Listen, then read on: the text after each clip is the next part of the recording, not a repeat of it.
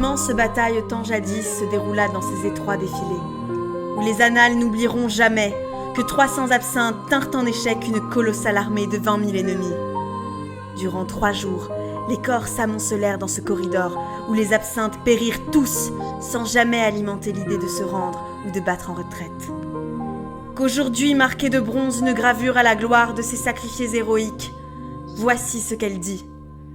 Toi, passant, va dire à Dragon que ses soldats agissent ici pour respecter ses lois.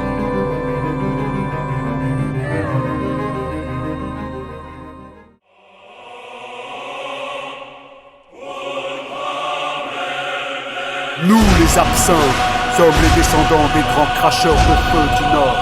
Dès la naissance, on nous apprend que la mort à l'ombre des épées est la plus grande gloire qui nous est donnée d'acquérir en cette terre. On nous apprend à ne jamais battre en retraite. On nous apprend qu'il est contre la loi de se rendre.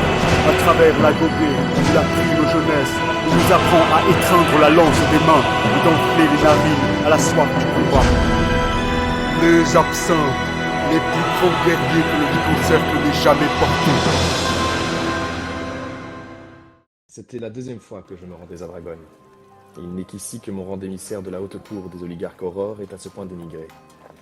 J'avais à transmettre un traité d'importance capitale dans la coordination de nos relations douanières qui impliquait la signature de la duchesse Shkrou. On me laissait faire le planton au milieu de la populace. Mais tous les dignitaires étrangers recevaient part égale de ce mépris.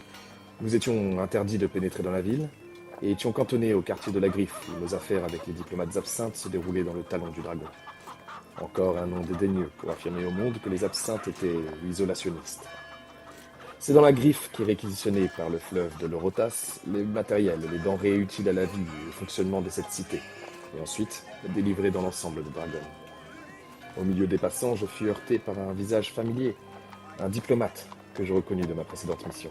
« Monsieur le diplomate, je suis Fénégor, de la maison Aurore.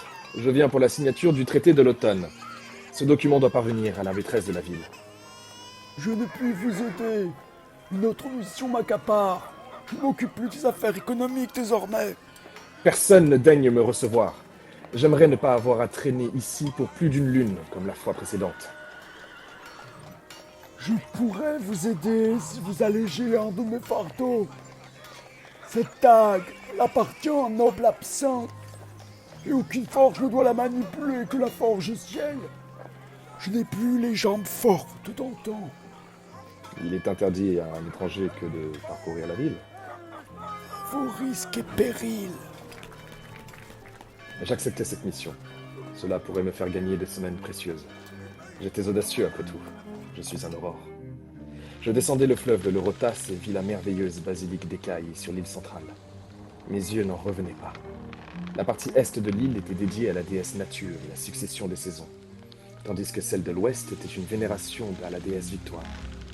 J'aurais tant aimé m'y promener pour un recueillement. J'accostai enfin, et ma route me fit apercevoir le fameux amphithéâtre du dragon, le symbole de l'autorité absinthe, avec son dragon de 15 pieds de haut trônant sur l'édifice glorieux. C'est ici que l'administration de toutes les terres absinthes se réalise. À certaines périodes de l'année, le seigneur Végéta en personne s'y trouve. Je remis la dague à la forge ciel. On dit de celle-ci qu'après les forges grèges, elle fabrique le meilleur acier du Lycancercle. Ma témérité me poussa à vouloir vérifier les rumeurs qu'on racontait sur le fameux camp des Hoplites. Après une petite randonnée, j'arriverai, enfin, sur un degré qui allouait à ma vue l'ensemble du camp et de la forteresse. La duchesse Shkrou entamait une oraison devant au moins une division entière d'Hoplites. Dragon, cité monstrueuse des mâles, entre des violents, citadelle des forts, qui ne connut jamais ni la peur ni le remords. Alors que j'écoutais le discours avec effroi, un garde m'aperçut, et je décidai qu'il était vain de fuir un soldat sans doute plus chevronné que moi à la course. Ce fut mon horreur fatale, car le lendemain je passai devant un procureur qui prononça à mon encontre la peine de décapitation immédiate. C'est donc à Dragon que je pousserai mon dernier souffle.